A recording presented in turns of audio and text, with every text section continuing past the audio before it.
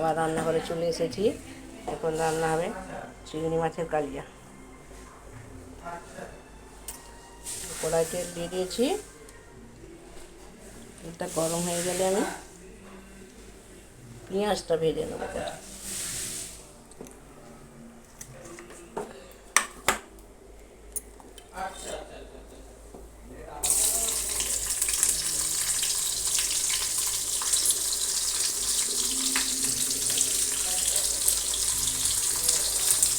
পেঁয়াজটা ভালো করে ভাজা হয়ে গেলে রসুন বাটাটা দিয়ে দেবো।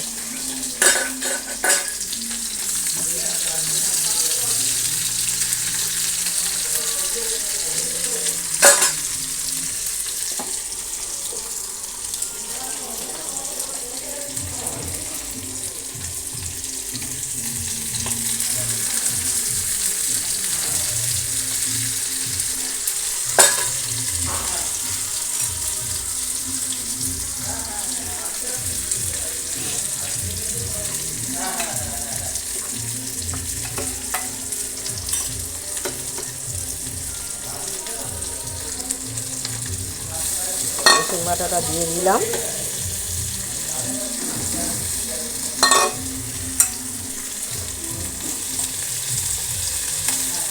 রসুন বাটা পেঁয়াজ ভালো করে ভাজা হয়ে গেলে টমেটো তুলে দেবো, আদা লঙ্কা বাটাটাও তুলে দেবো।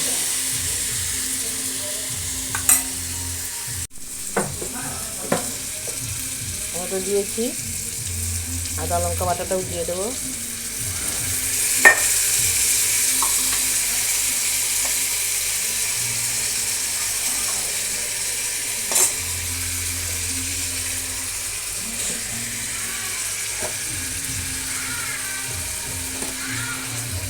টমেটোটা একটু ভালো করে নাড়া হয়ে গেলে চিংড়ি মাছটা তুলে দেবো।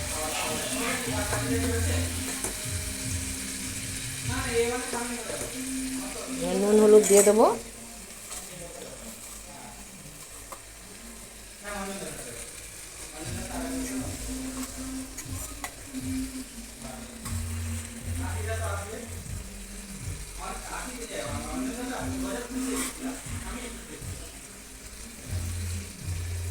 নুন হলুদ দিয়ে দিলাম। একটু ভালো করে টমেটোটা নাড়া হয়ে গেলে মাছ তুলে দেবো।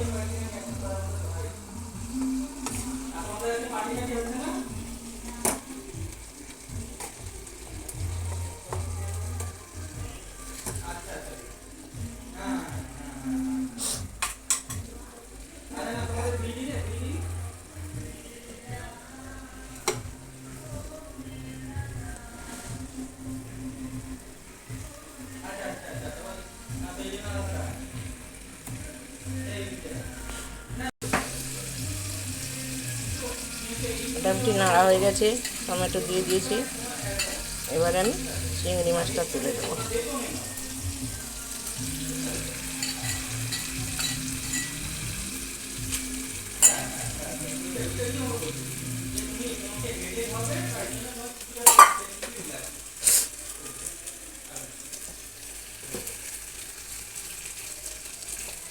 চিংড়ি মাছটা একটু নেড়ে তারপরে আমি জল দিয়ে দেবো। সব মশলা দিয়ে দিয়েছি, আদা লঙ্কা পেঁয়াজ টমেটো নুন হলুদ রসুন পেস্ট সব দিয়ে দিয়েছি।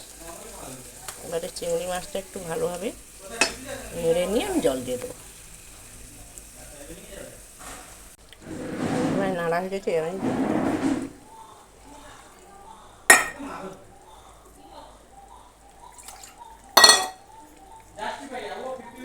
জল দিয়ে দিলাম। ভালোভাবে ফুটে হয়ে যাক, একটু জুস থাকবে, আমি নামিয়ে দেবো।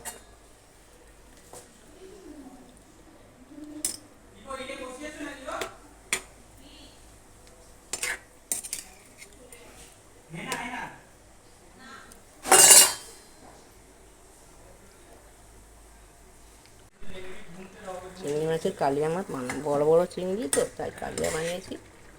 এরকম জুস থাকবে বলে দিচ্ছি। হয়ে গেছে আমার। ধন্যবাদ।